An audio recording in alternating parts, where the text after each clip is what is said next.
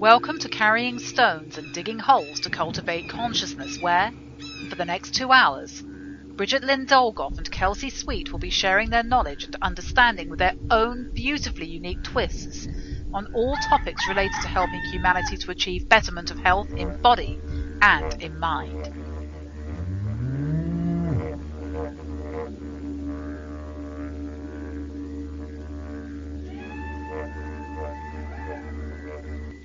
Settle yourselves down on this fine Saturday evening.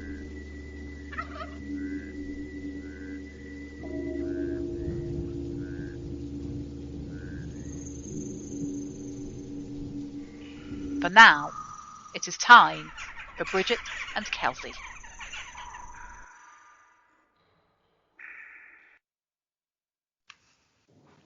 All right, everybody. Hey. It's the gruesome twosome. No, sometimes I know. Yes, it is the 8 p.m. Eastern Standard Time slot on Revolution Radio, carrying stones and digging holes to cultivate some consciousness. And so let's talk about donate.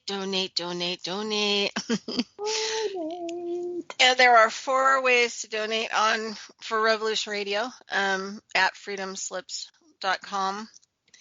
And we're still non-corporatized radio. We're still First Amendment radio. And we are still holding it together while everything seems to be falling apart in the media arena. So donate, help us to keep going, help us to keep reporting. We have some hosts that are really on the ground, connected, that are talking about all of the political stuff that's going on. So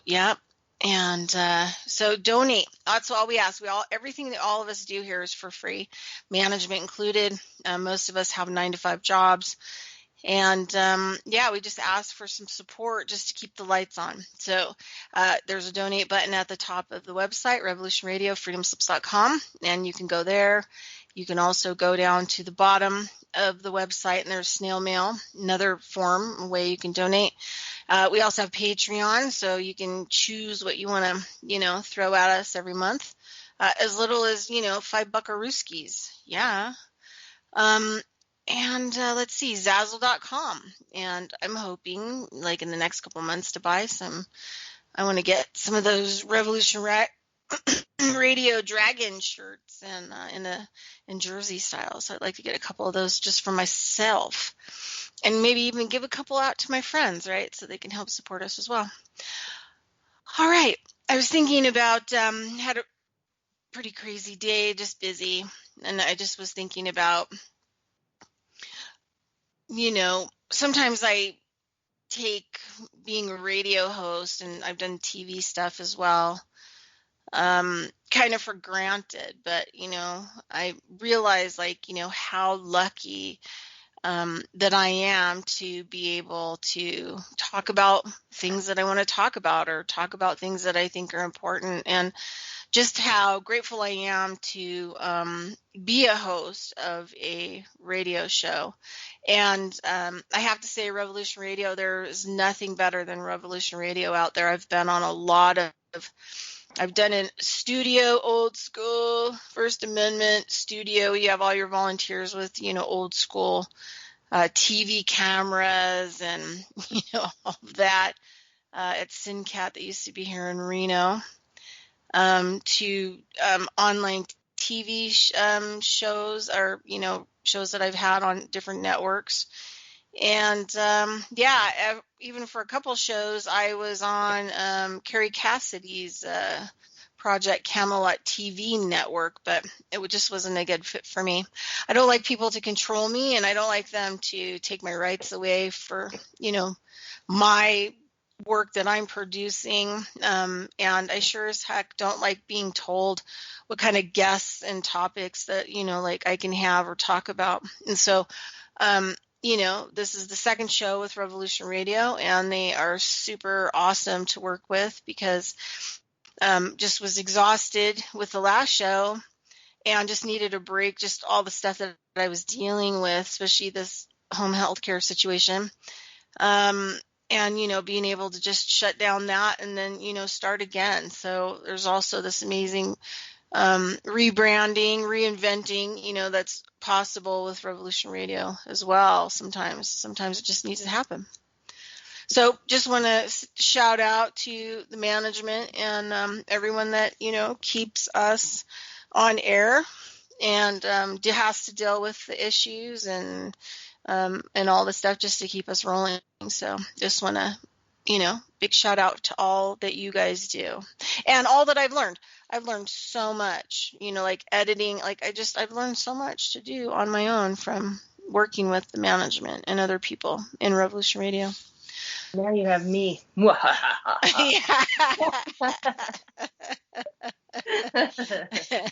Oh no, not you. Not you again. No, I'm just kidding. You can't escape, Bridgette. I know. Sometimes I just can't. Can't get enough of me. Yeah, well, you sound good. You sound like your energy's pretty good. I don't know how much Kelsey wants to talk about it, but we did a session this week. Yeah. And it seemed kind of like to loosen you up from a lot of stuff. Yeah. Well, I think the biggest thing about it, because it's not the first session that I've done with you. I think this is the third session that I've done with you. Well, fourth, I guess, because 2 shamanic reboots, and then you did, I don't want to call it an energetic reading, but you got into my ethers and into my bubble and did some work that way. And then this one was the pelvic release, and then you found some other things to work on too. The biggest standout for it, or I guess my revelation for the week, is right at the very end of it. I just remember looking at you and I just felt so short. Just felt like so low and sunk in. But it's the first time in years, in a really, really long time, that I feel like I've been like fully in my body. And I realized that I've been kind of floating around the outside of it and just dissociated from body and just kind of keeping myself from fully stepping into my meat suit and I guess manifesting fully things within the physical realm. And I think a lot of it's like survival mechanisms, stuff from trauma, things like that. And I think also in the realm of researching consciousness and exploring like creative channeling processes, I find myself in the ethers a lot, looking for inspiration and creativity. And I'm like you, I don't like to be told what to do.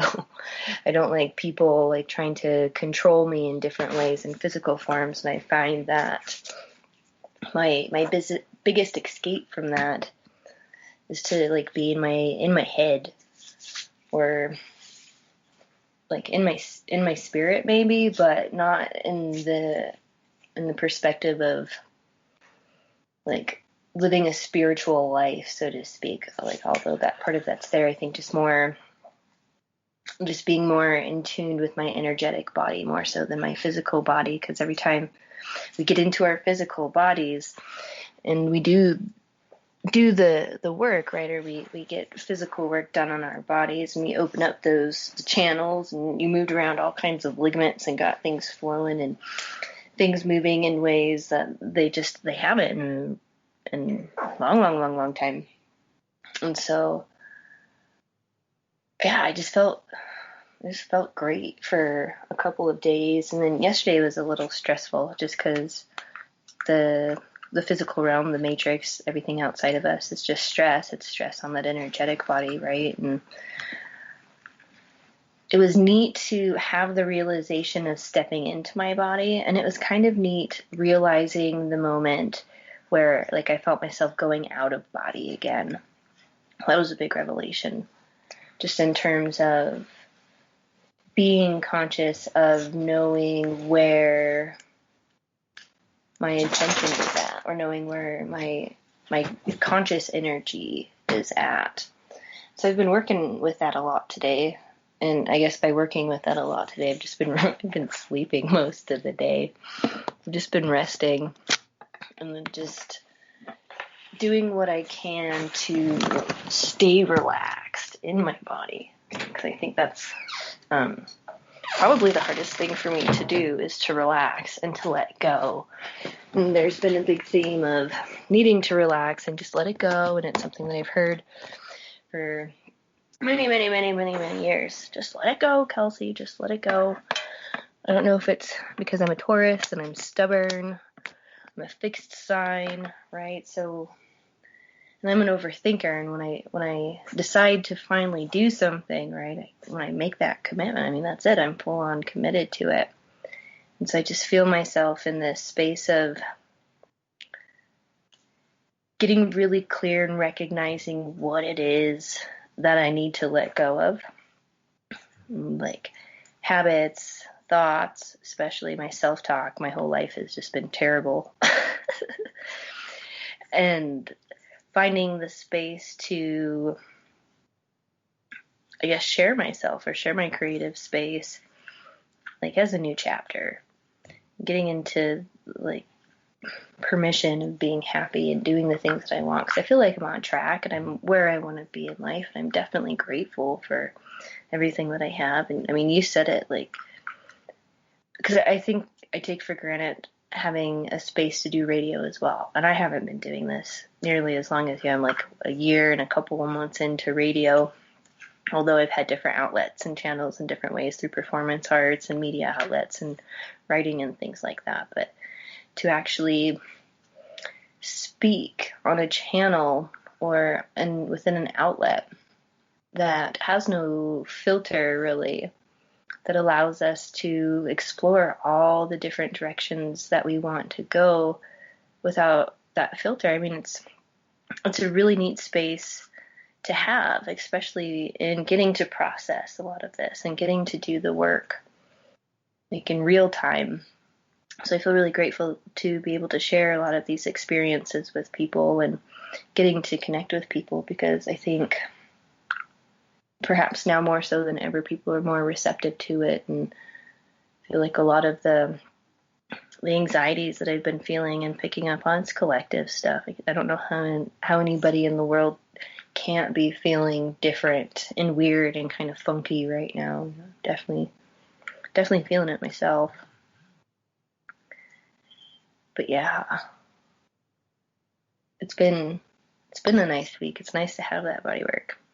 I'm grateful to have you to help guide me through these processes too. It's nice I learn a lot. I get to learn a lot in this space. And I hope that me learning helps other people learn as well. So that's fun.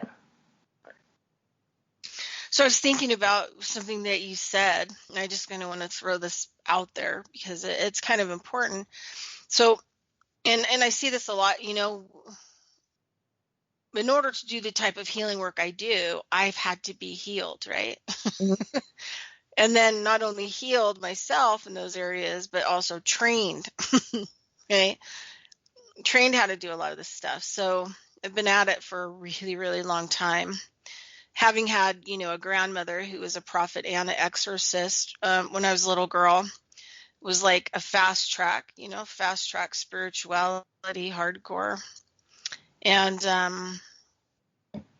but one of the things that I notice a lot, you know, when I'm working on people, especially with body stuff, is when, you know, they're up in their mind and they're kind of out of body, then they have a machine, a biological, organic machine that they're not in. So it would kind of be like getting up in the morning, starting your car, putting it in gear, and just, you know, letting it roll down the street all day, and maybe it's going to hit something and maybe it's not going to hit something, right? Maybe it'll, you know, drive into a river or lake or whatever is going to happen. And that's how our bodies are functioning. So we're not in our body. There's nobody driving it. And we wonder, like, you know, people want to talk about, like, I'm aware of the laws that govern the different kinds of laws.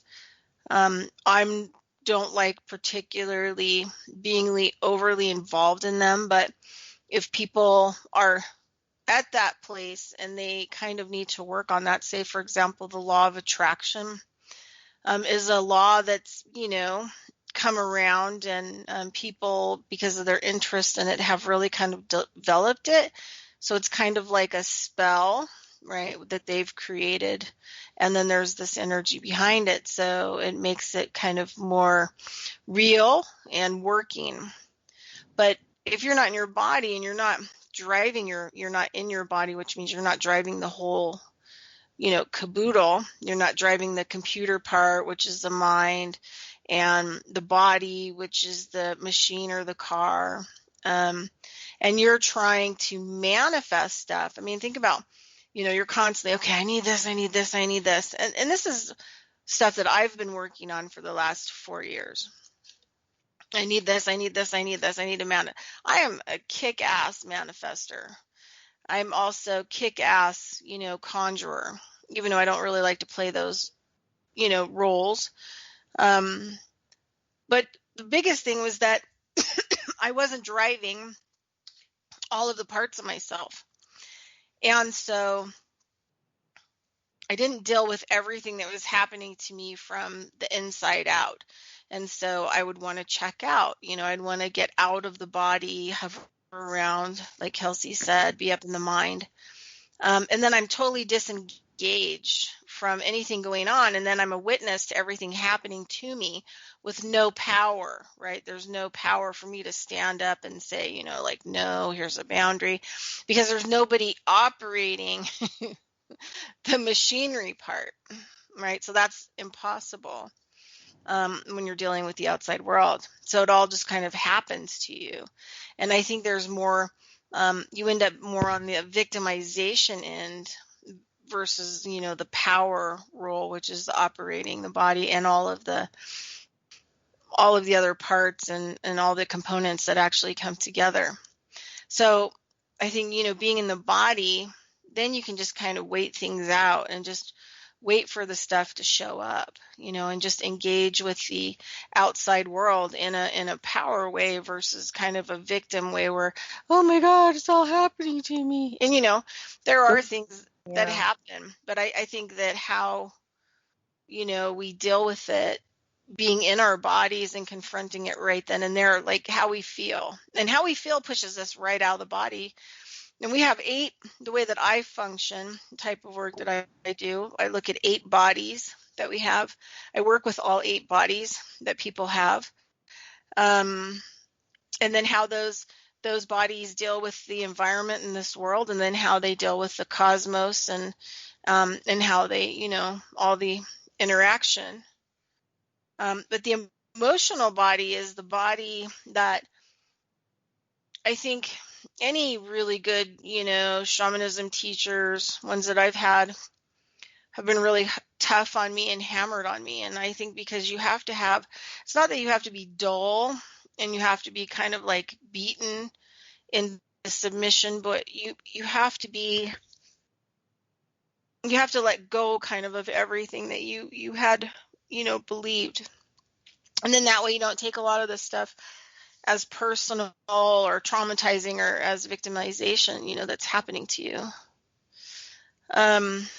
But the emotional body is, the one that's totally disconnected from like pretty much Americans and Canadians. Since a lot of Americans and Canadians I've had as clients. And the emotional body, because of, the original sin, that's what I'm going to call it, something that's happened to you when you were little, was like the first thing that happened. It started to separate you from your emotional body. And that's another reason why people can't manifest or conjure or a law of attraction, is because you got to have that feeling component comes from the right hemisphere. And that is where, we're going to manifest things symbolically in real time, because the right hemisphere deals with the present moment, spontaneously healing in the present moment, divine divine whatever in the present moment. The left hemisphere deals with the past and the future.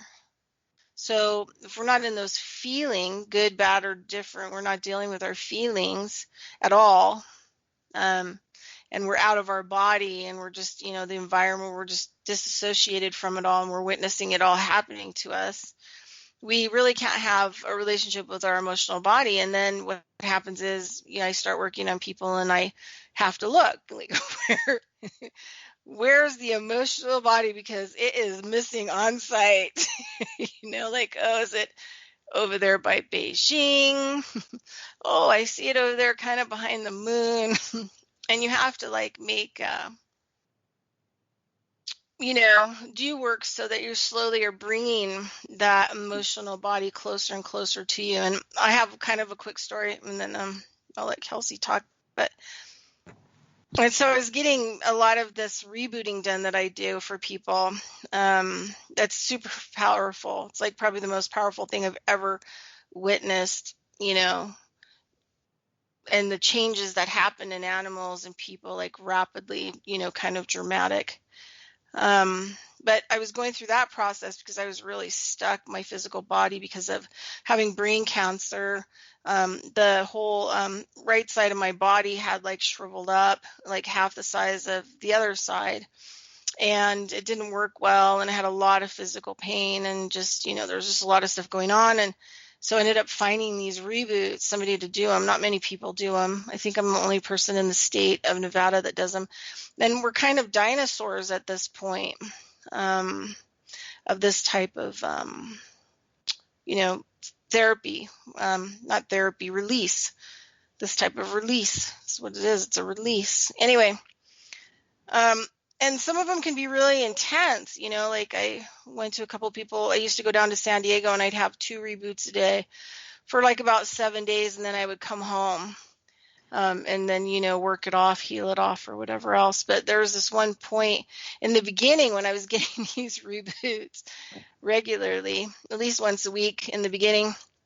And I would come home, and I would sit in a bathtub, and I would cry hysterically for like 2 hours, like literally come back from the reboots in the bathtub and be like, for like hours. And at that time, I had a best friend who lived right next door. And after we moved out and years down the road, she said, "Oh, Jude, I knew that you were hurting." She said, "I would hear you in the bathroom just sobbing away in the tub."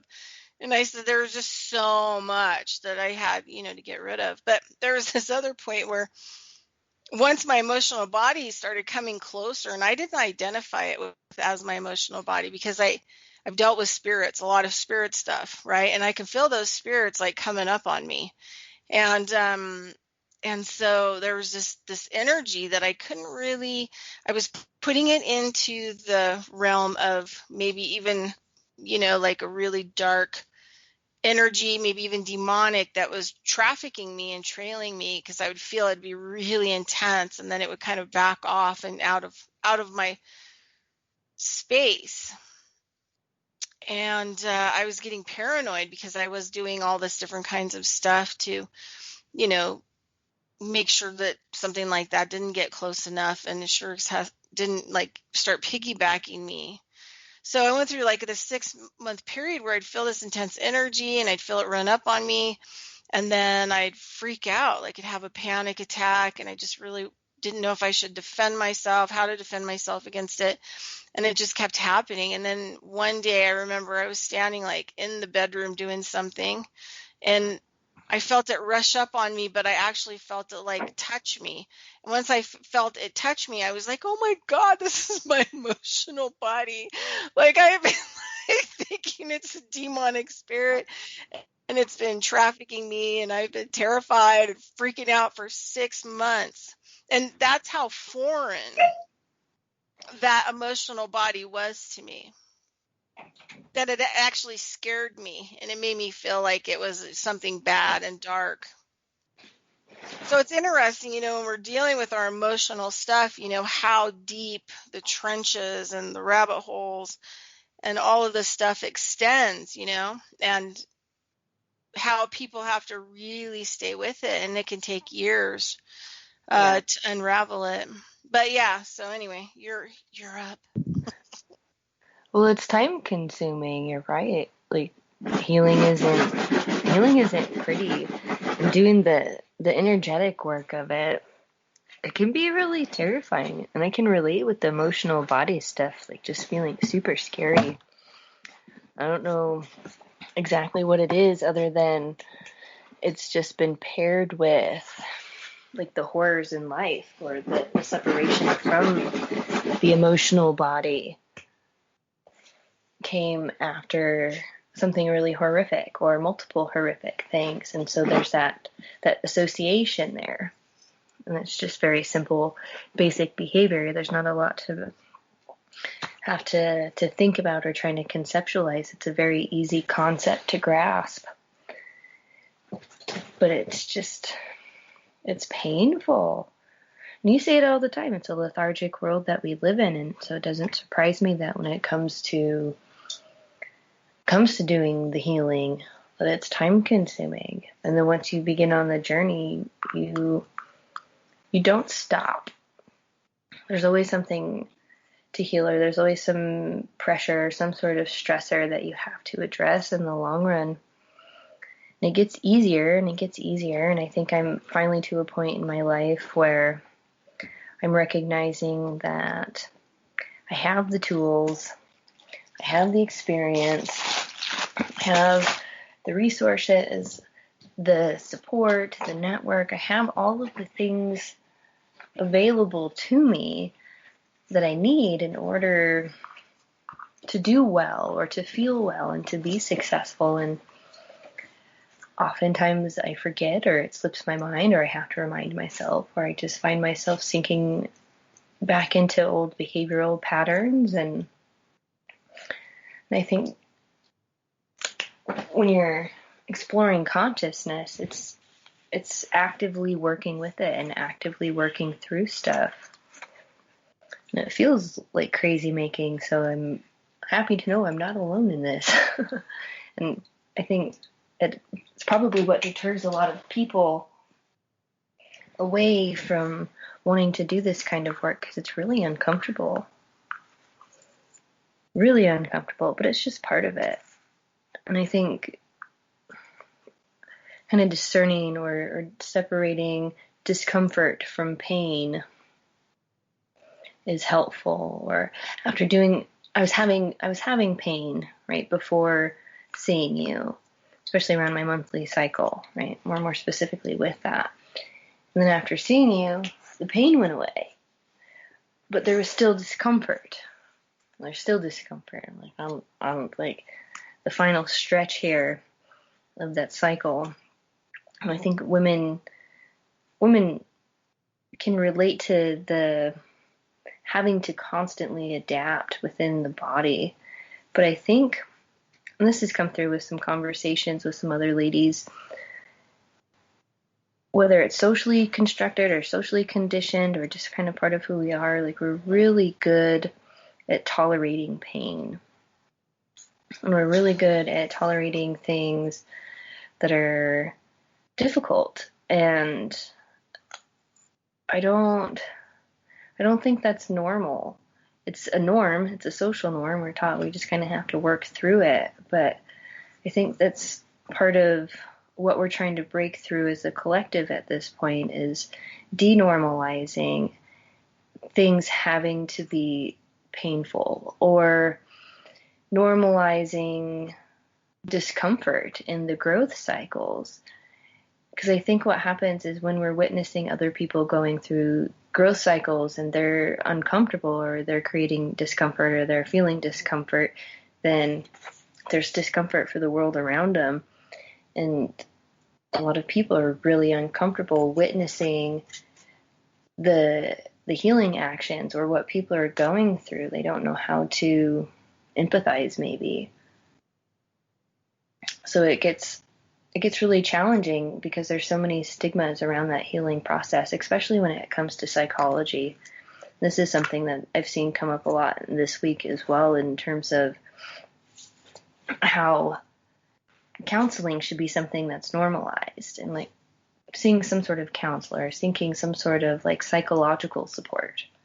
we go to doctors or our holistic practitioners or shamans, right, for regular checkups, or we go to our dentist for checkups and things. But when it comes to seeing a counselor or seeing a psychologist or having a thing, like, there's always the, like, I'm not the one that has the problem, you're the one that has the problem, I'm not going to go and do that because then I have to admit to the world that there's something wrong with me. Or people really get caught up in that ego struggle, and it makes it really, really difficult to manifest something, to make something happen in the real world if you're in denial of what's really going on, or if you're taught that suppressing the thing is the right thing to do and pushing it in. Because when you suppress all that stuff, that's where it stores up in the body, so that when you go and get that body work done and it's released. I remember, I think I said it at one point too during my session with you. I was like, oh, that's where that's been hiding.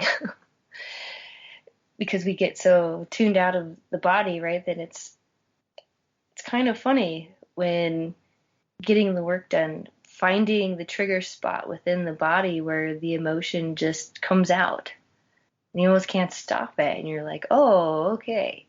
Right? There's more of the understanding of where the body talk comes from, and how oftentimes where the pain is manifested within the body is not where it's healed, if that makes sense. And I've seen this with other alternative healers that I've studied a little bit, where if somebody comes in for a pain in one part of the body, and I read a book somewhere like about this too, where there's like 2 points within the body, like you find the one point and it's always connected to a second point. When you can find the 2 points of pressure, right, and then you release the tension between them, then the body can heal itself. Or like within reflexology, right, where the hands, the feet, the ears map out the full body, so you can find these places within the body that correspond to other parts within the body, right, because everything's all interconnected. And when you can release the tension in one aspect of it, it releases it in so many other places. Because I think it was my hip, or something within my hip that you were working on. And I just felt so much energy surging out of my hand, just like pouring. Like that sensation just before something falls asleep where it's super tingly, it was like that. But it wasn't falling asleep, right? It's just like surge of energy, but out of the hand, but from the hand to the hip. And I think that's why it's so important to get out of our heads and trying to make sense and rationalize a lot of these things, because I think when it comes to that emotional body manifesting itself in the physical form, it's not always logical. I think there's more of an intuitive component to it, or at least a real deep understanding of how all of the things are interconnected. And I get a sense, Bridgette, with a lot of the work that you've done, you're aware of how all of these subtle points are interrelated and corresponded to the big picture. And that's something that we're just not taught out in the broader collective, you know. You have Yeah, there's layers, like, for a lot. Well, we could say like in osteopathic work that, we did some pelvis release, but we're connecting it, to the moon, right? The workings of the moon. So that's kind of like let's call it a cosmic acupressure point. That makes sense, yeah. And so there's a lot of the thing is, the key here is that if you're not driving your body, you're not in your body, you're not driving it, and you're not there in present moment making the choices, moment to moment, and dealing with things that are coming in real time, you will never have a relationship with your emotional body. This is why, like, a lot of the ancient shamanism have what we may call magical passes. A lot of the more ancient karate, like some of the Shaolin, and I also believe like traditional Tibetan Buddhists, the ones that can levitate and do a lot of that kind of stuff. Also, do a lot of these physical type, what we would call like magical passes. And in some of the traditions that I've studied in, unless you do these passes and you generate power and get energy into your body and change let's just say the ether and the astral, by changing how the physical body is moving and all the different things to like ring your organs and open up the power, get out the congestion and the clogging. And a lot of the shamanism I've been involved with, it's really important to actually have a good core so that you're strong, because it's not a weak type of shamanism. But the thing is like these older types and forms have a lot to do with you and your body and you working with your body in physical ways and movements. And those are like, can't say enough about people needing to be in their bodies than hanging out and watching things happen to them and not being able to respond because you're on a checkout, you're checked out from your body. So you're like, behind it usually, hanging out the side of it, but have no real response for life coming at you. And, the choices that you're making and this totally segues like into what we want to talk about, like money. Mm. And we had a conversation, I guess a few days ago, right? Did we talk about it, about like some of the stuff that I was seeing with people and money? Yeah, a little bit, because I think the conversation opened up like last weekend or something. So we've been like touching on it all week, just in terms, because I had a question. I'm just like, why can't I make things happen? Like, why am I having such a hard time making money right now? And I get that there's like, because you're not driving your body. right? You're not in the driver's seat. Well, it's funny because I didn't really realize that until, a couple days afterwards when we did this session, and then I felt myself like, oh, and all of a sudden I kind of had this aha. Because through a lot of the work that I've been doing, a lot of the recovery work that I've been doing, like there's been moments where like I've been embodying and in and kind of in and out, or kind of there close, or like aware of the certain things being a certain way, but I could definitely feel a disconnect, but I didn't recognize it as like the ethereal body disconnected. It just registered as like everything in my body hurts, or like my spine's disconnected in certain ways. So like it's really easy to.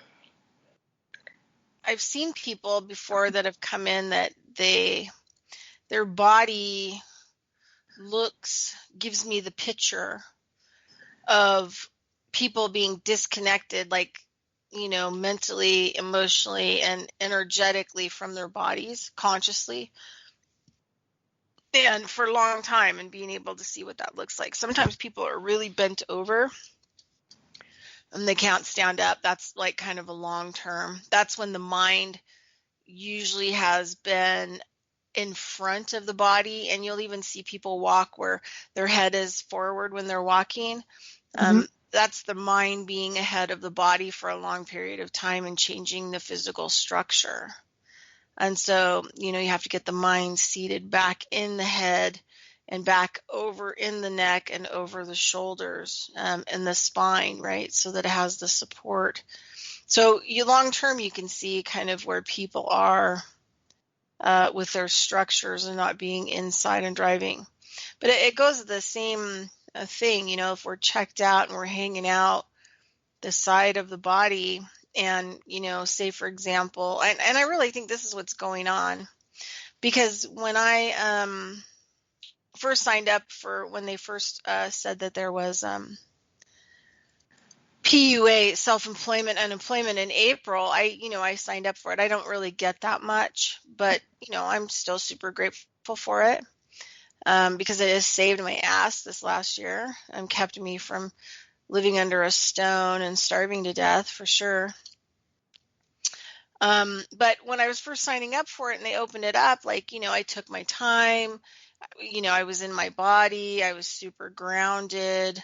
I looked at the whole site, so my eyes were seeing, my seeing was connecting to my brain. And I really wanted to do a really good job and, get the unemployment. And so within 3 weeks, I got a letter that said, yep, you're all good. And then, I started getting money.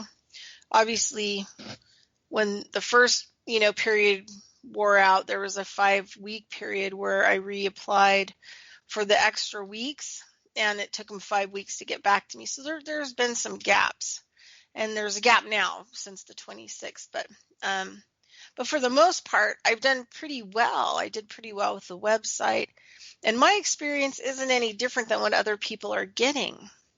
And I had a client and a friend who was self-employed, and I think because she was so out of her body and she was so stressed out and disassociated about not being able to just have a routine every day, like how people are set up. And I mean, this has been something good with COVID, is it's really stopped people. People have been doing the same thing every day and pack their lunch and breakfast, and then you do this at 5 a.m. till this time, and then they do this, and then they go there and they do this and they do this, and they clean their house on Saturday and they do their grocery shopping on Friday night. It stopped all of that in their tracks, right? And I think it really confused people, and they really kind of moved into like high disassociation because they had all this fear, like, how am I going to pay my rent? How am I going to put food on the table? Oh yeah, I can't go back to work. But anyway, so I, told her about the PUA. After I did it, I filled everything out, and then I got a, confirmation saying that looks like I'll get it, and then I got a notice in 3 weeks, and everything started happening like the 4th week.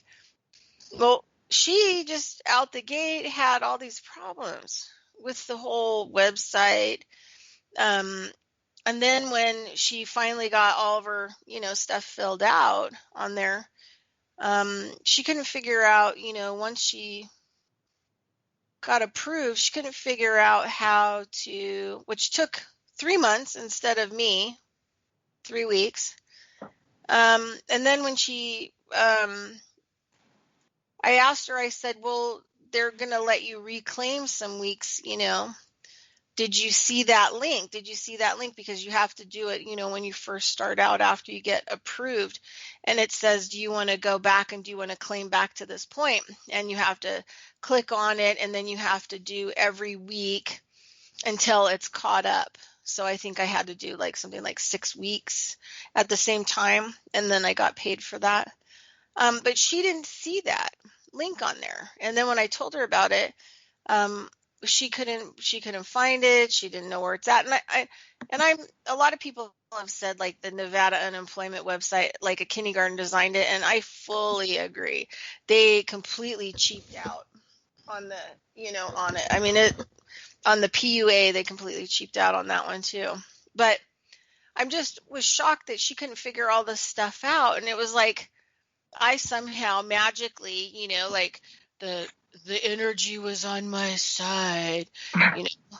And the thing is that it wasn't like, oh, because I had a good star pattern that, the unemployment thing worked out for me, and she had a bad star pattern, so it didn't work out for her. That's not the truth, because everybody saw the same website. Everybody did everything, and we had like a group that talked about it and the different aspects of it as we, went through it to try to help each other. So there wasn't anything that I got that she shouldn't have got. But what I realized was that she's hanging out of her body. So she's not really seeing with her 2 eyes everything. And she's not making very good choices because she's hanging out of her body. Everything's happening to her. And even though it looks like she's actually interacting with it, she's not interacting with it at all, right? Because her body is driving it all, and she's not in her body. So her body's like the car's like crashing into the cars and everything as it's going down the road, in gear by itself, kind of a thing. So that's, I think when we deal with the law of attraction, that you have to be in your body, and that, that is just 101. You have to be in the body, and you have to be driving the body, and you have to be working with all of the aspects at play. Otherwise, nothing that you're going to do is going to work. And you're going to get an Albert Einstein. You keep doing the same thing over and over and over and expecting a different result, because you're going to get the same result. And why is it that we just don't like our bodies, and we just don't want to have to do that type of work, that kind of healing work with our bodies, us getting in our bodies and driving it around? I mean, I don't know. Sometimes I think it's easier to be a victim, or it's easier to be a martyr in our society than it is to, be a fully powered being in real time, in the present moment, interacting with, if you want to call it, the matrix. Because you think about it, if we're not in our bodies, the main, game board player is the body. I don't know if that makes sense, but I just was thinking about if somebody has like a remote control for a game, and they're looking at the TV and they're moving a body around and it's fighting or it's building something, that's our body, right? And we need to have somebody pressing those buttons, right, to get it to interact with that matrix.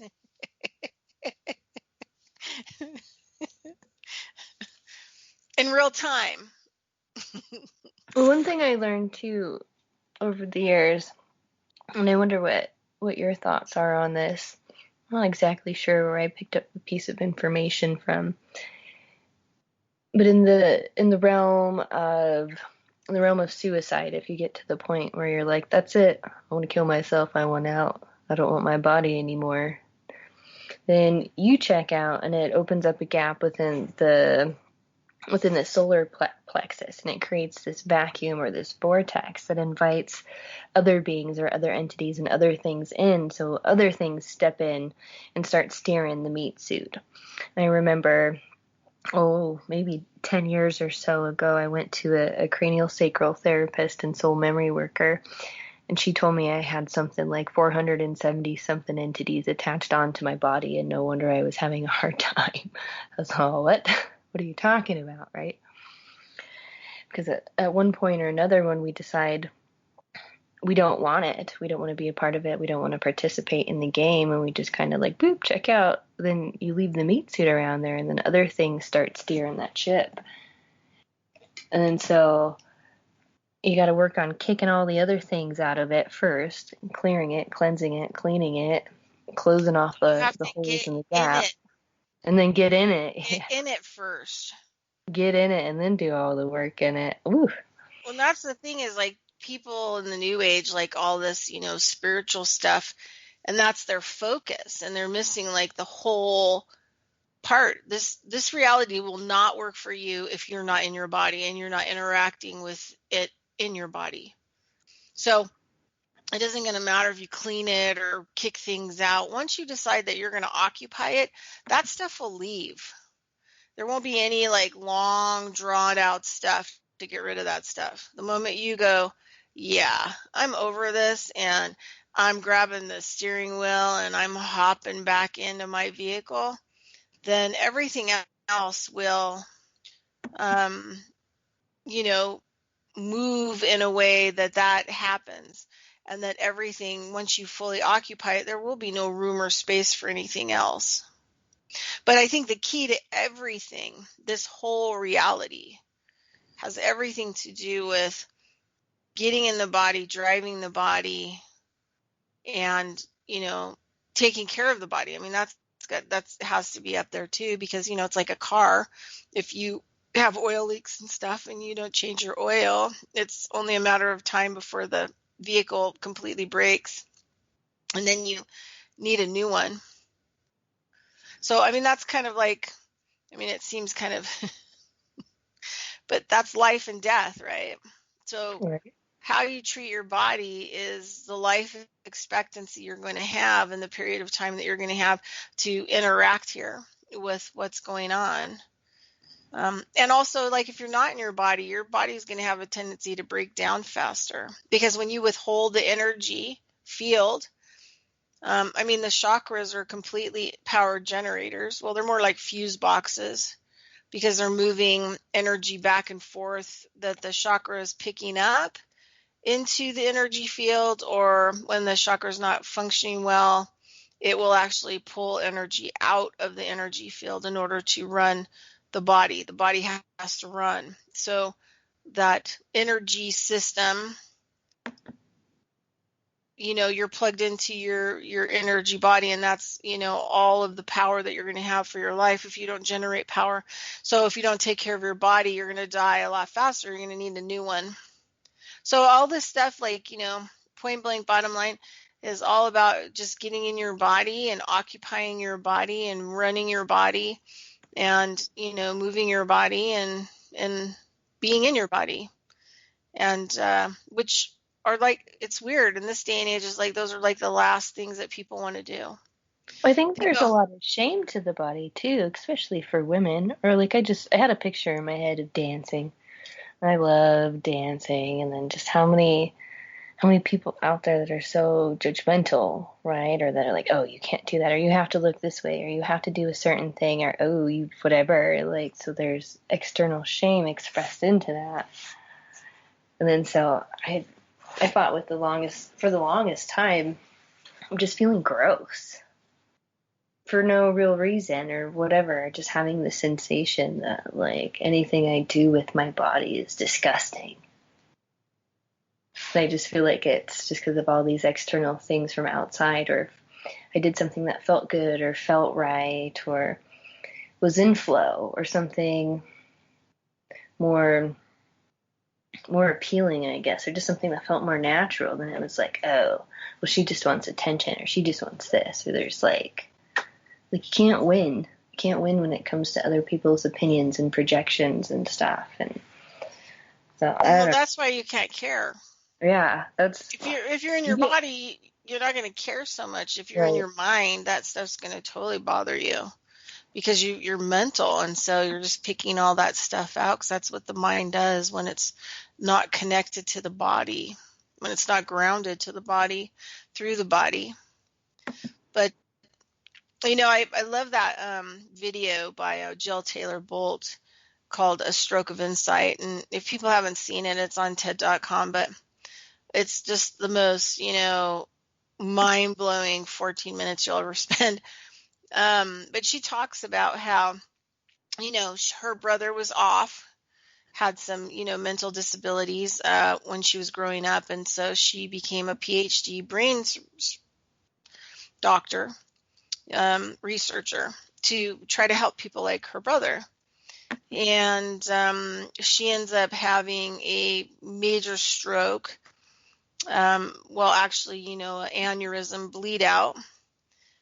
And her whole left brain went down. And she remembers, like, every little thing that happened to her during this stroke period. And she remembers she was on this machine, working out in her house. And when the stroke hit, and then her right hemisphere was working, but her left hemisphere wasn't. Left hemisphere deals with language. It deals with technical stuff. It deals with the past. It deals with the future. It deals with, our everyday mechanisms on how to be in this world. And so it went down. It was bleeding out in the inside of her brain. And so all she had was her right hemisphere. And she said she remembered at this point she's working out with her hands up on the machine, and she looked at her hands. And remember, she doesn't have a language, so she doesn't call it a hand because that part of her brain is not working. But she remembers looking down at her hands and thinking, wow, what kind of gross claws are those? Like, just the way her right brain was actually looking at her body and was like making these,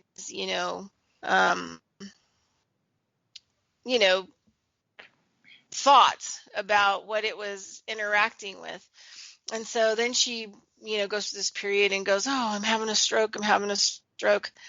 And then trying to stay focused on trying to get on the phone, try to call somebody. And she talks about like the right hemisphere. It's all about symbolic language.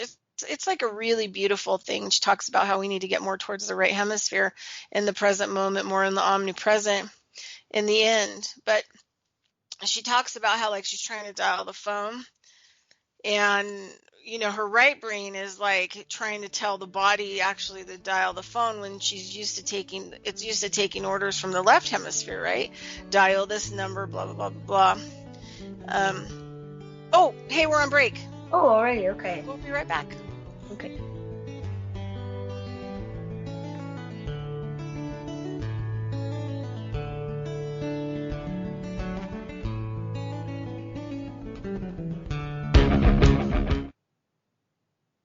All right, everybody. Hey, we're back. Second hour. Oh yeah, oh yeah, oh yeah. I think my mighty pup needs the pee-pee, so we're just gonna have to work with that. So I wanted to do a little thing, but it would go on way too long. So I'm trying to look for something that's a little bit smaller. So I'm just gonna have to put something in here. So I was looking for, anyway, so let's talk about donations. So yeah, 4 ways to do donations. Donation button on our website, revolutionradiofreedomslips.com. Also Zazzle, get yourself a shirt, a mug. Zazzle.com, RevRad, I think is where we're at. And also we've got a Patreon. You tell us what you want to give us monthly, give us something monthly. And then also we have snail mail at the bottom of the website and has all the information on where to go. So yeah, help us. Also, while you're there at Revolution Radio, freedomslips.com, you can click on the website, scroll down to Studio B, look at the 8 p.m. Eastern slot, and you'll see us on Saturday, carrying stones and digging holes to cultivate consciousness, and click on that thumbnail, and it will take you to a back page, and you can learn all kinds of stuff about Kelsey and myself, and what we're doing, what we're up to. You can even have a session with us, and lots of stuff. So yeah, and we're working on a year-long course once a month that's going to be really great, and we're going to do it together, and Kelsey's going to do the art practice, and so we're working on getting it together so we can get it out to the world and people that want to take it. So all right, so I wanted to I have to add something in here. I have a bad spot. Okay, so we're going to, I just wanted to, I was on, looking for a quote and from Steiner, and I couldn't find, I wanted to put a quote out. Well, I couldn't find the exact one I wanted, but I'll settle on this one. Just as in the body, eye and ear develop as organs of perception, as senses for the bodily processes, so does a man develop in himself soul and the spiritual organs of perception, through which the soul and the spiritual worlds are open to him. For those who do not have such higher senses, these worlds are dark and silent, just as the body world is dark and silent for being without eyes and ears. And that comes from Rudolf Steiner, Theosophy, an introduction to the spiritual processes in the human life and in the cosmos. All right, so yeah. Okay, so Kelsey is going to talk about a brick process. Because I asked her, I said, hey, do you have a second hour practice to offer? And she said, yeah, something about bricks. So we're going to let her talk about a brick practice. The brick storm. And I like the brick storm. And the brick storm is something that I've been using in my creativity survival kit project or process for the last few years. And the idea behind a brick storm is to generate innovative thinking, or we've been talking a lot about how to get through blocks or getting through creative blocks. And so the brick storm is based off of something called relational frame theory. And if you've done any creative work with me or taken a class from me or anything like that, you've probably heard me talk about this. And so within relational frame theory, it has been shown and proven that we see increases within IQ or within intelligence in innovative and creative behavior development and behavior training. So with relational frame theory, we'll break down the word a bit and then we'll go into the practice. It's quick. But to frame something is to create a word or create some sort of idea that conceptualizes an object in terms of its function. So relational frame theory, we're talking about how we relate to the framing of an object or the function of an object. So if we would like to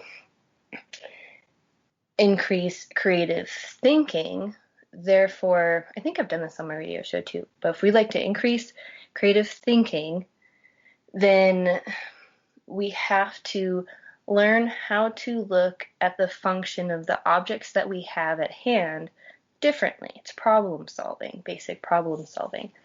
And so one of the most simple things that we as humans use throughout the history of time in terms of building or creating things, right, is the brick. And the brick is something that has been used across generations, culture, right? We see different forms of this. It's simple to make. I think it's somewhat intuitive for people to make a brick, to build a brick, right? To pack things together. But what do we do with the brick? So the practice behind the brick storm, right, is to think of as many things that you can do with a brick. I love doing this in group settings because you can kind of pit people against each other, right? See who can get the most within a certain time frame. And I like 2 minutes.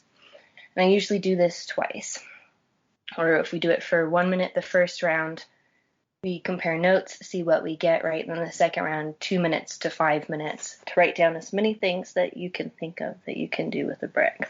And so, Bridgette, I don't know if we want to give 2 minutes or give a moment to do that, or if you want me to do a countdown or something? Yeah, or if you and I want to kind of ping pong some ideas that we can do with the brick. Okay, so give me the exact points, my parameters.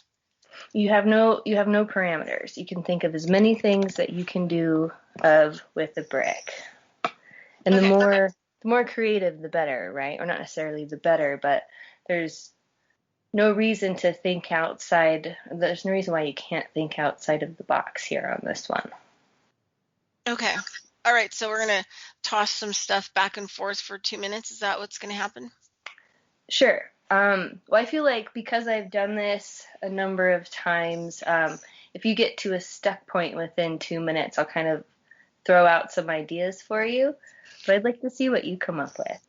Okay, so I'm not even really sure where to start. So I just make statements. Thought, yeah, kind of to see what comes out. Okay. And what I like about this is it's kind of subconscious, right? And because you're under a timer, right, the pressure's on. Okay, all the things that I can do with a brick. Well, it's kind of sad because the first thing that came out was build a wall, build a structure. That's not good. Okay, your timer is on, so okay. I'll tally you. You call them out, I'll tally. I could build a walkway. I can build a patio. I could build a oven where I can put bread in, make a pizza. I can make a giant mosaic. I could make a really cool labyrinth. Meditation tool. I could, let's see, what else could I do with the brick? I could crunch it up and I could add some other stuff to it and I could make another brick. Let's see, what else could I make out of a brick? I could make a cup. I could drill out the brick. I could make a cup. Probably could make a bowl. Don't know if it would hold water. I could paint the brick. I could put a statement on it. I could throw a brick, hit somebody in the head. I could run over a brick. I could make have no idea. Let's see. What else could I do with the brick? I could make 30 more seconds. I have no idea. I've kind of reached my limit Okay. on making the brick. Okay. Let's see. What do we have?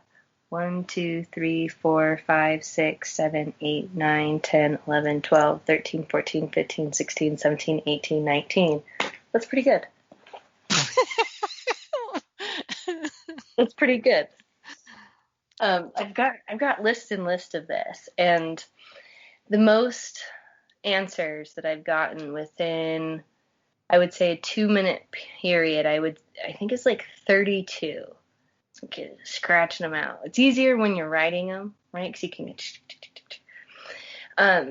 the most answers within like a 5-minute period, I want to say was like 70 or just over 100. I don't know. The kid got a Kit Kat bar, or he got a candy bar for it. I think $5. So I mean, there's definitely incentive. But I like these. But one of my favorite answers that you can do with a brick is you can eat it. Right? People are like, what do you mean you could eat a brick? Well, you gotta think, like, if you've got like a 1-year-old or whatever sitting out there in the garden, and Bridgette said it, like, if you've got like some crunched up brick hanging out there, right, and you have somebody who's brand new to the world, who infants do, they explore the world with their mouth, they're gonna put the brick in their mouth, they're gonna eat it, you can ingest it. Would you want to? No. But it can be done, right? You can stand on it, you can break things with it. Basically, you can put any verb in front of it with it. There's like an infinite amount of uses that you can do with this brick. I like the concept for a chair too, like, because if you're at home and you have a chair, right, what can you do with the chair? Well, chair isn't always for sitting. Like, you can stand on it to reach something in the corner, right? You can put a planter on it. So the function changes. And so what happens is when you interact with objects outside the norm of their function, right, then you're being creative, right? That's being improvisational as well. And so when you're improvising and you're being creative, then your intelligence is boosting. Isn't that fun? But it's a quick way to get outside of that. And I like to follow this up with a couple other practices too, where either you get like a lump of clay, or you get a piece of paper or something, but a lump of clay works really well, or like Play-Doh or something, right? And you squish it. You play with, like, what does this look like? Kind of like a Rorschach test, right? And then you can change the object, move the object, flip the object around. And the same thing with the piece of paper. You can tear it, right? Or you can scribble something on it. What does this look like? And it's fun when you get people involved because you get different perspectives on the same object. And different people are like, what? You can't, I didn't even think of that. Wow. You have these moments and periods of aha. And it's simple, right? It's so simple. But what happens too, the more you do this, where the intelligence part plays in, you get something called objects transference, right? Or you get like transference that happens. So when you begin to look at the function of a brick different, you begin to look at the function of other objects differently too, right? So now it's not just about the brick. It's not just about a piece of clay or a piece of paper. It could be about a tire. You can use it as a wheel and drive on it, ride on it. You can use it as a swing or a planter or a building, right? And so I don't know. I really like this practice, and I come back to it time and time again. And the more I do it, the more I like it, because it helps me to break out of other types of blocks too. It's one of those practices that just kind of like sneaks up on you. Or I like how it can play into different things too. Like breathing practices can be like that too. So you can breathe with the brick and meditate with the brick. Sure, why not? How would you meditate with the brick, Bridgette? How would I meditate with a brick? Mm-hmm. Well, there's something that I like to do that I learned from a person, like an old yogi kind of person. You could use a brick instead, but usually you sit on blocks, and I know that our blocks in in the US, are soft and smushy, kind of foamy for yoga. But their blocks are kind of a lot harder. But you could replace that block with brick, and you do like a yogi type sitting on the brick with your sit bones. And it helps to actually even out your pelvis long term. It's a really trippy thing to do too, because you just sit on it with your legs out in front of you and your heels together. But the weird thing is like how it affects your brain. So you'd be sitting there on this, elevated on this, brick foam, thing. And then it's really a trip, because where you're really off balance, your body will start leaning that direction, and before you know it, you're kind of really leaned over. It's like really, really weird. You can use the brick to realign, both hemispheres with each side of your body by doing that. So anyway, I could sit on the brick to even out my pelvis as an old yoga practice. I had in my mind when you said that, the first thing that popped in my mind was putting a brick on an altar. I have my brick like kind of by my door, and it's close to it. But like self-humor, I guess. No, there's something else he said about it that I was curious to know what it was, and I'm gonna butcher the word, I think, because I don't know what it was. But he said liber or something, whatever. With Liber? No, it's not. It's not the right word. That's how it came out. Like it was somewhere. It was after make pizza, but before meditation tool. There was what? Oh, a Libernith. Yeah.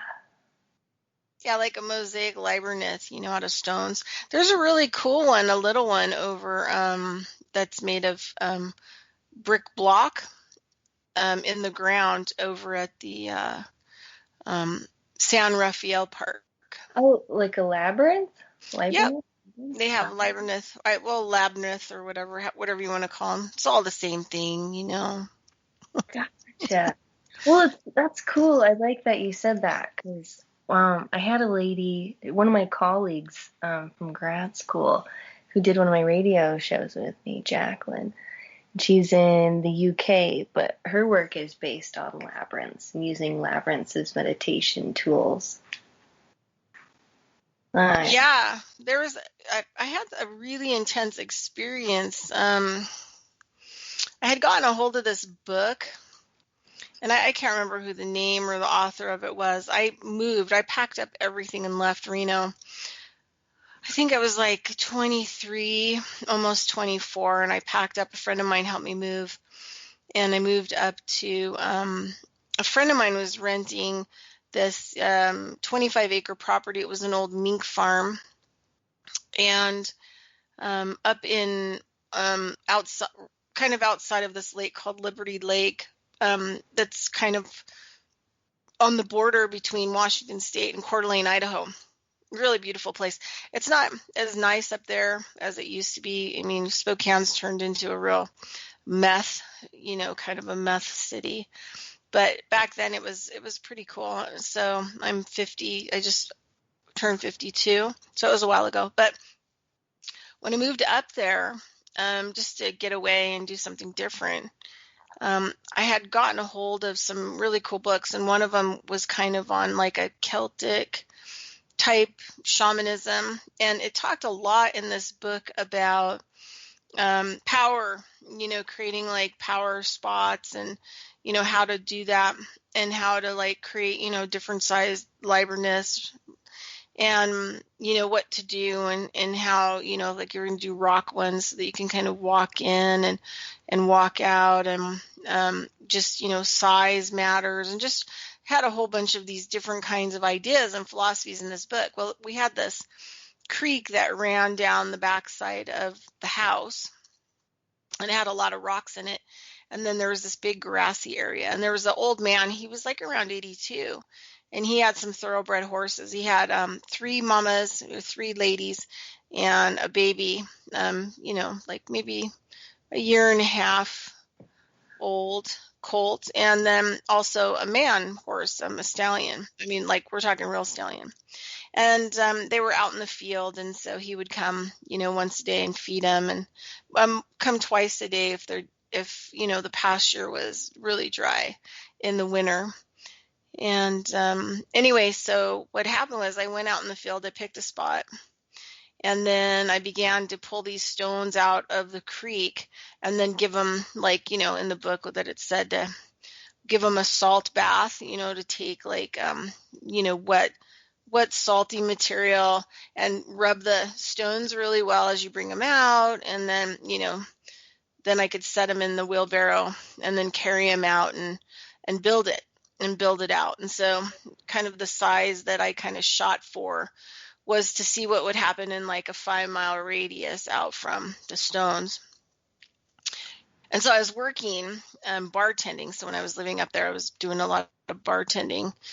And I worked pretty much 7 days a week, not, tons of hours. I did this big rodeo nightclub. I was the bartender there.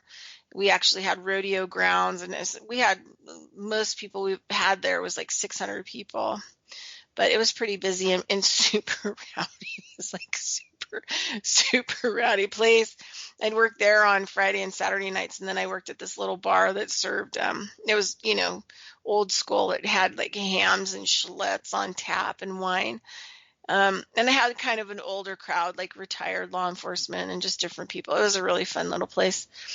So during the day, here I am doing like, this total like shamanism work and, making this labyrinth. And so I didn't really have a lot of time to pay attention to what was going on around the labyrinth. I was working on a lot. And one day the little old man, he came over and he knocked on the door. He said, "Hey, you got a few minutes?" And I said, "Yeah." He goes, "Can you tell me like what's out there in the field?" He said, "What do you mean what's out there in the field?" He goes, "Well, something's going on out there, and the horses, they're getting fatter, but they're not coming in to eat." And he goes, "Notice them out there? They're like head to toe or tail to nose, tail to nose, tail to nose, like in a circle, like a perfect circle." He goes, "And the grass, you couldn't see the stones out there because the grass had kind of grown up around them."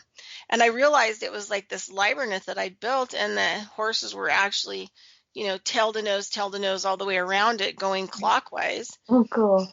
And they were standing out there all day long because they were just sucking up that energy, that energy that was radiating out of that spot. Because there was all this other stuff that went along with how to even find the spot, dowsing it out to try to find like, where the center point of it should be.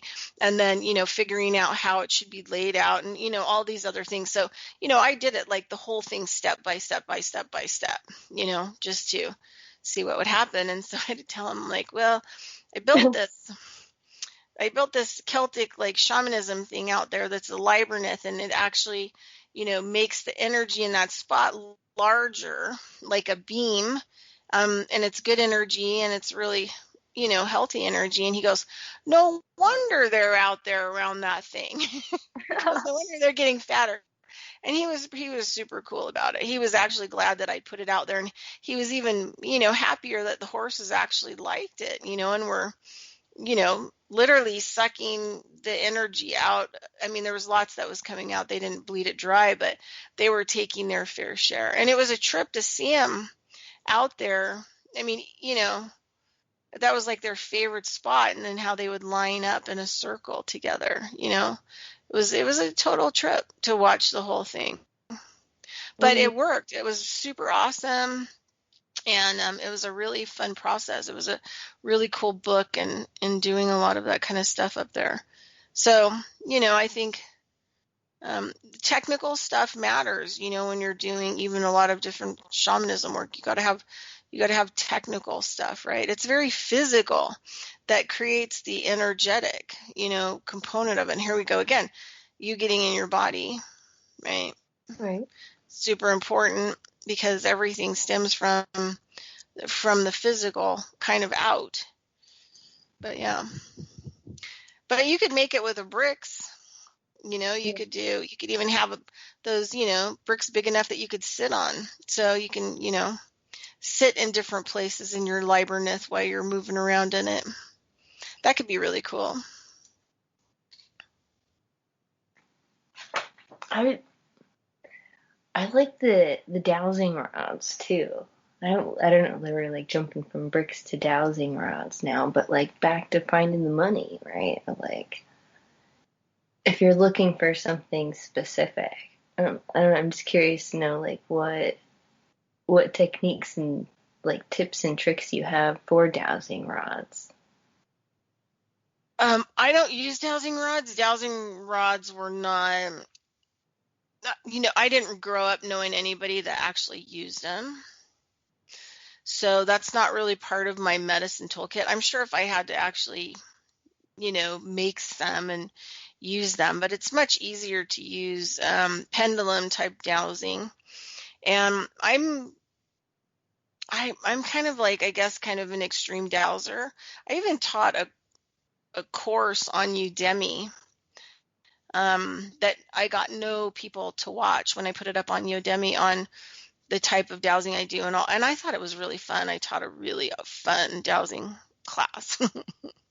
But I like to use pendulum, and string is fine, and anything that I can lash up with the string. So say, for example, somebody needs me to go out and change the energy structure of a property or a building. I have worked with CEOs of big companies and behind the scenes and gone and doused their building and in the middle of the night, and even did some cleansing on it and cleaning for them. And then also been in the behind the scenes to help them pick a building that would be like really suitable energetically. Some buildings you just can't change. Some energy things you just can't change. So sometimes it's better just to move a whole company and to like a better spot. But I go out, and what I do is I'll find something, a stone or whatever I can find, usually around the location, and then I tie it to the string. And then I'll douse the property, because whatever I'm picking up knows that property better than I do, and it knows it better than anything that I could bring in there, right? And so I can just ask the things that are there about, what's going on there to get, like information that I need. And I use all kinds of different stuff to douse. One of the funnest things that I did this last summer, I found, well, I like to pull garbage out of the river and, throw it away.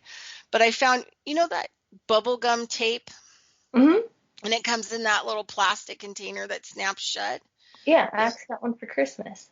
Oh my God, my favorite new pendulum tool. So what I do is I will put like, I'll take that container, and then I can just put string through it, right? Through the part that's already kind of attached. So open it up like Pac-Man, put the string in at the base, and then I can fill up the little containers with different stuff. So I can douse now for several different things. I can put some shells in there. I could put some different stones in there. I could put, all kinds. I even put, somebody I know at my herbal school made these using, what did she use?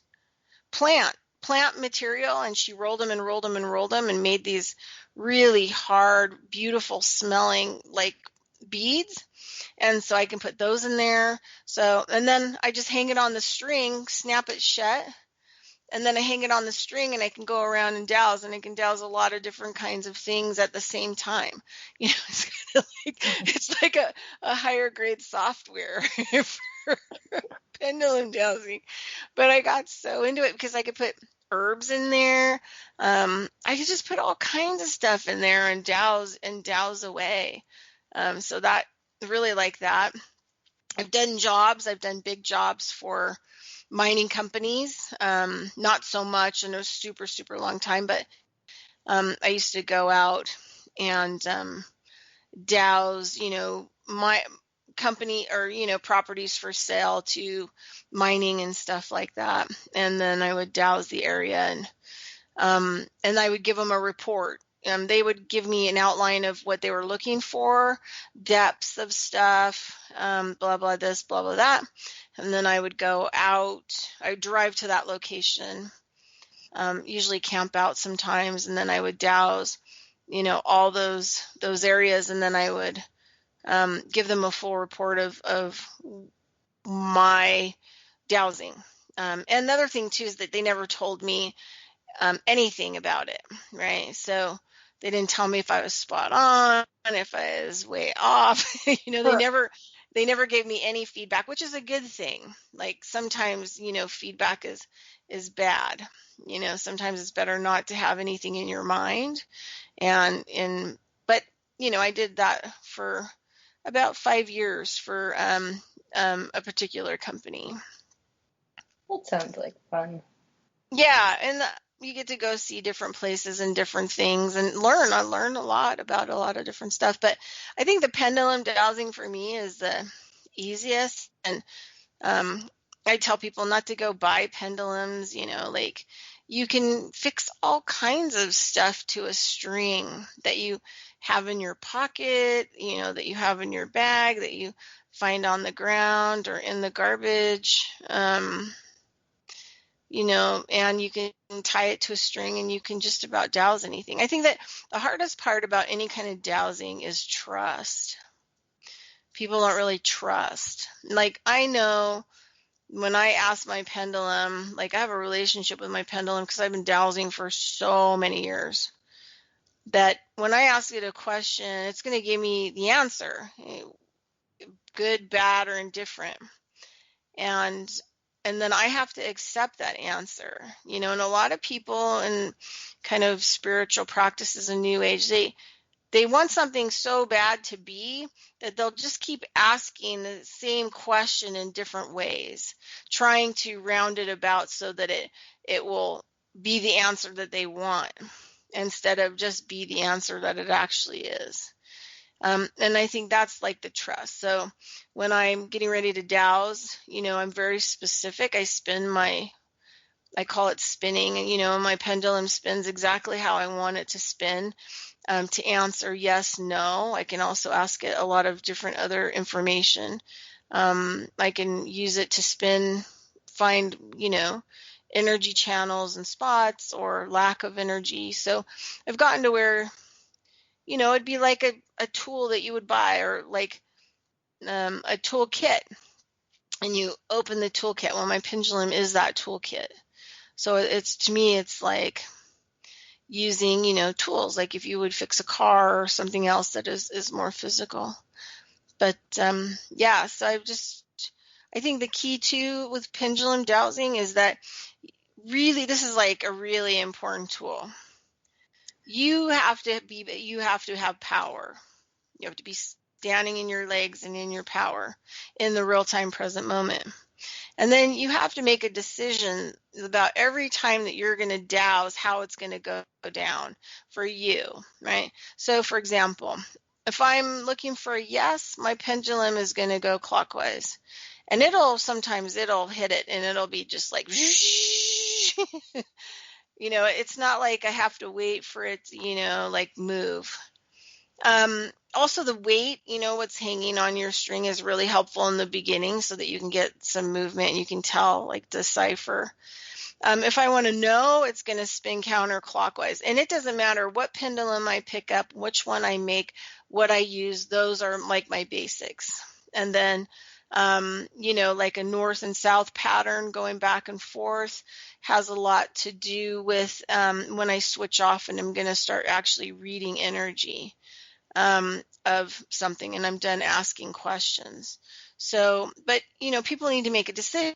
So am I using a pendulum? I need to use my mind to set it into my hand. That's going to set it into that string, and it's going to create that energy field to work with a pendulum, and it's going to be the same all the time. Because if you keep switching it up, or you're trying to figure out what it's trying to say and all this other stuff, it's overpowered you. And it's going to be a tool that's not going to be helpful to you and could actually be dangerous, could attract things that you don't want. The other thing too is I always try to roll my tools up in like red felt. It's something I've learned from some of my native teachers, but I always wrap all my tools up. And then sometimes I'll even put them in containers with locking lids, because what I'm saying is that the energy's locked up. and I'm not going to let anything like roam around in that, and I'm not allowing anything that's roaming around in it out. So I'm very particular about locking my tools and medicines up, you know, putting shields around them and then locking them up to kind of keep them organized and non-contaminated. And I think that's really important too. So, you know, like people need to decide whether it's going to be a yes or no. Is that going to be a north and south direction? Am I facing north to see a north and south direction for yes? East and west would be the opposition of north and south. And is that no? Is counterclockwise yes? Clockwise no? Is clockwise yes? Spinning, and then north and south no? You know, so there's a lot of variations that people need to figure out right from the get-go how the communication process is going to go down. Plus, I think that energy in medicine is a very right hemisphere, symbolic type thing. And so you have to have this stuff right in you so it can respond to you. And if you're confused by it because you haven't established a method, then you know it's really not going to respond well for what you need. You know, working with it. And but I far rather like. But you know, there are people that grew up you know, with dowsing rods, you know, that believe, and they can make dowsing rods from anything. They could make it from a coat hanger, willow branches, you know, I'm just unbelievable amounts of stuff that they can, a twig, you know, they can make a lot of stuff out of it. And the other thing too that I think that kind of keeps me from dowsing rods and that kind of dowsing is that it's, you know, it's more in the category of witching for and utilized for water, right? Finding water. And I find with like dowsing that sometimes you've got to like look into the water element. Sometimes you got to look into a fire element. Sometimes you got to look into an earth element. Sometimes you got to look into like an air element because say, for example, you have too much, you know, fire on a property. You have a property that fire is attracted to that keeps coming there. Maybe there's even been some fires on the property. You know, those kinds of circumstances, you know, you've got to like use some other tools that can bring in some water because you're going to have to make some medicine. You're going to have to make some water medicine so that you can cool down that property, so that you can bring in that coolness and moisture to that property to take the fire response down. So, you know, I think that you have to kind of have different things that you can use to douse. Like I have a big, huge, not a big, huge one, but a really worn piece of seashell that I got out of the ocean that I use a lot of for my water dowsing, you know, if I need that, if I have to bring my own tools. And so I've got these different things that represent different elements that I use for dowsing different things in particular. So for example, I'm going to do a medical fire ceremony. I'm going to want to be able to use something that douses like the right spot on that land that's the proper fit for that fire so that I can dig that hole and then and produce the fire ceremony for the people that come and to receive, you know, healing from it. So I don't know, maybe my dowsing is like more complicated, but I feel like I have more tools and more intricacies and more aspects and a lot more things I'm dealing with and can deal with than just basic dowsing rods. That makes sense. And we'll have to go out sometime. Maybe we'll go out. I mean, you know, most people go, let's go out, go shooting. Let's go out and go dowsing. That would be fun. That would be fun because I've got a couple of different pendulums, and then I was gifted some dowsing rods for Christmas, and I've got the bubblegum tape thing even. So yeah, no, the bubblegum tape thing was like because it was just garbage, in the river. So it's been kind of worn too. And that makes it cool too. And then I was like snapping it open and closed, and I was like, oh, wow, you know what? This could be really cool. Yeah, they're neat. I like them. That would be fun. Yeah, because I mean, you could put stuff in it too. Say you want to douse with a certain material and you can't tie it to a string to douse it. You could put it in that gum thing and snap it shut, and then I can douse with it. So that's, what was really cool about the whole thing. Now it's like, yeah, so I was really excited about it and fun to try. But it was really fun. Maybe we can find I know there are a couple like way out in like Gardnerville, but maybe we can find something closer here. But these really old, not quite riverbeds, but waterways where they have a lot of these really old stones that have been worn away, and not so much anymore does water flow through them. Those are super cool to douse because there's like this memory that's still there of the water like moving. Because the rocks even remember, right? Because they're carved a certain way. And so those areas for dowsing are usually super interesting, fun, really fun places to douse, just because the energy's kind of hard to read. It's kind of complicated, and it's also powerful. So it's kind of a really good places to actually learn, to kind of get clear so that the messages are coming through clear. That would be neat because I have a hard time keeping hold of pendulums. I have one that I don't know how to get you in contact. Another like mystical woman has given me through like the spoon bending stuff, right? Like granted, so that one I've like been able to hold on to, but I get how to use them, and I can like use them simply for like small tool, but I've never like gone to look for anything like big. So I feel really comfortable. Right, but you're not going to be going to look for anything. I don't really know what I'm doing in that regard, I guess, is what I'm saying. Well, you're probably, more like you'll find yourself. That sounds perfect. I found myself by a river somewhere out in Gardnerville. Yeah. So I mean, it's pretty cool. In the summertime, it's a really cool thing to do is I walk through the river. My dog loves it. She loves to go to the river and walk the river. We walk through it and around it and bank to bank. And then, I'll find things to pull out of the river that are garbage like.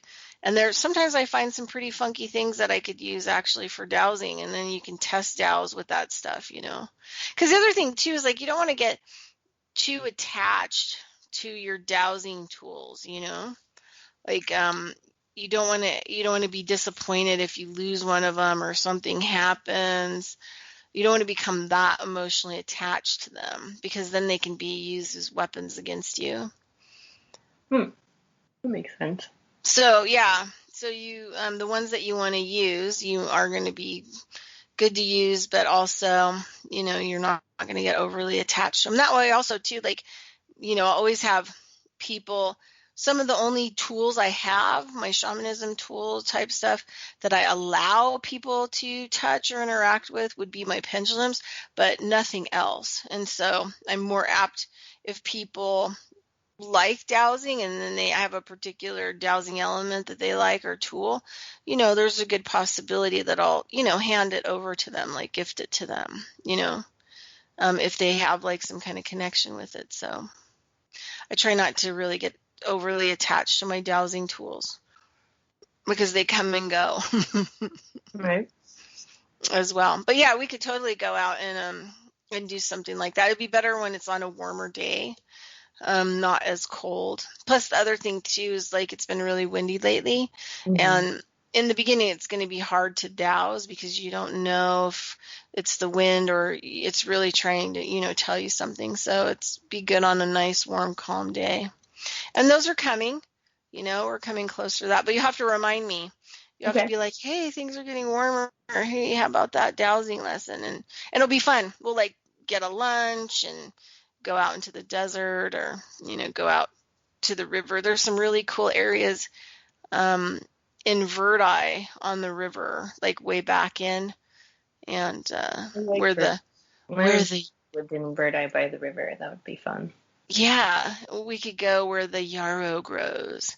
There's like a special space out there where yarrow grows in the summertime, and it's where I go and collect all my yarrow, because it's just like a huge patch of beautiful yarrow. It is so pretty out there. Yeah, so yeah, we could go do that for sure. That'll be super fun, and to a place that I really, really like. So yeah, so let's do that. It'll be fun. You'll have a really good time. And the thing is like, so this is kind of like how I deal with things, because white people, and yes, I am white, we have a tendency for things to be like mine, mine, mine, mine, mine. And so the reptilian part of ourselves is always, out on the look, kind of looking for something it can take into its lair, and hold on to and hide. And my last native teacher, who died in 2006, he, was very much opposed to, buying crystals, taking things from where they belong, because they belong to the earth. They don't belong to me. They don't belong in my house. Wherever they're at, they're there because, it is for the earth. The earth needs it there. And it's not really for mine to take. And the reason why our planet's in the mess that it's in is because, his story talks about when it was designed in perfect balance. You have oil that's lubricating the plates as they're moving around, because the earth is also like a machine. You have, crystals, deep crystals in certain areas to help generate the power, the energy, because the earth isn't plugged into an electrical socket, people. So then when we dismantle all that, then the earth doesn't have the energy that it needs to power itself up. So if I do get crystals or whatever else, or they're given to me, I usually will go douse an area and then I'll actually bury them. So if a tree needs them. So I'm always like giving that stuff back. And so I try not to collect, a lot of stuff, or take things that, and it's come down to the question of, like if I found a, pretty good sized piece of gold, what would I do? And I would leave it. I mean, I might, if I had found it, I might think that somebody else might find it. So I might actually dig a way deeper hole and then put it in and then cover it up to make it even harder to be found, so that it stays where it needs to stay. Because, I'm just going to be using that for self-interest. It's not going to really help me in my life. Yeah, maybe buy a house or maybe buy a car or whatever else, but it's only going to be of, self-importance and self-interest. It has nothing to do with making the planet better and helping the planet. It's like an animal. Would you if the animal had, some food, it was the last food that the animal had in nature, and it was going to starve to death, would you steal it? Probably not. And then we shouldn't steal the things from the earth. They should be where they belong. And the more oil we take out, the less able the plates are able to smoothly glide. And eventually they're going to get dry, and then we're going to have massive earthquakes. We're going to have things that are just going to destroy this planet, as the machinery kind of, comes together and slams against each other, and, like wheels and gears, grinding to a halt, and then the pressure, makes them explode. So, when I go out and do dows, sometimes I'm not looking for anything particular. I will take plants, things like that, but I'd be really careful about some of the other stuff that I may pick up or take. And I take stuff with me. So when I go out dowsing, I like to replace things, like if the energy's not so good in nature, I'll see what I've got in my little bag, that I can offer as a substitute to help. That makes sense too. So I'm not looking for anything. I'm out fixing, repairing, regenerating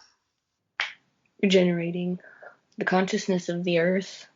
Well, it's re-embodying the earth to itself as well.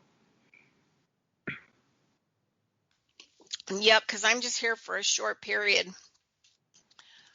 And the earth is going to be here for a lot longer. My ride is short and to the point. All right, everybody. So we're going to be coming up into the last 5 minutes.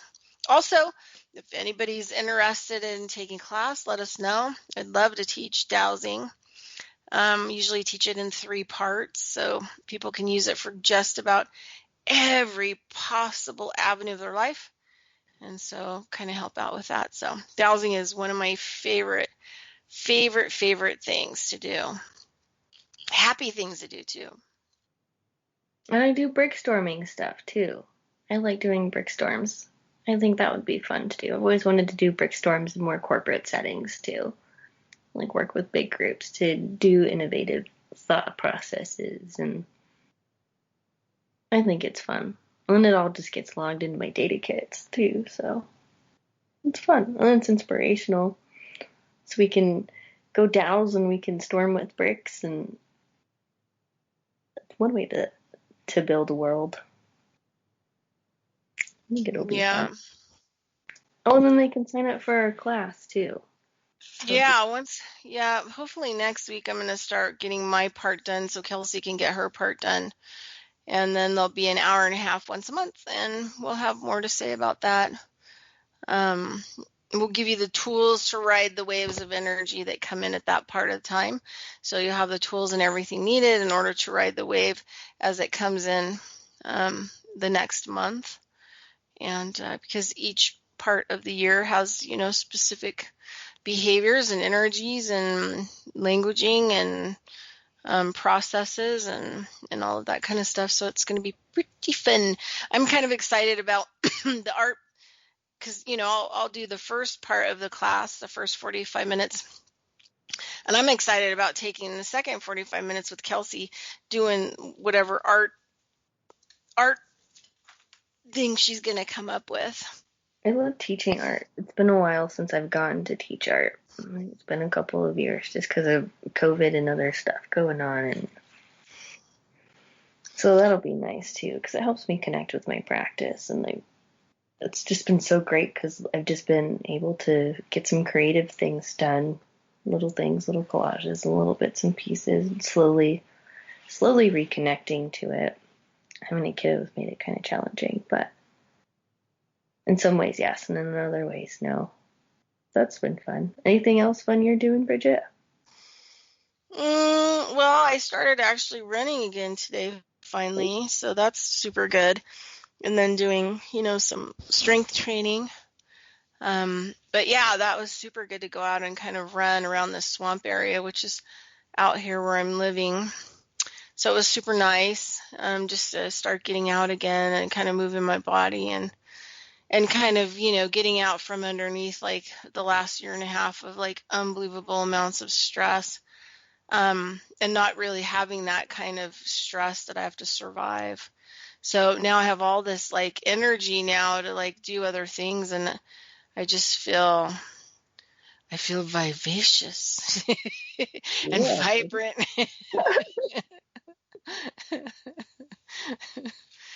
Yeah, so that's kind of like what I've been doing, and I want to start doing some hikes too. So I'm just waiting for some other things to kind of come together. But this year I want to do, hiking through January and February as the weather provides.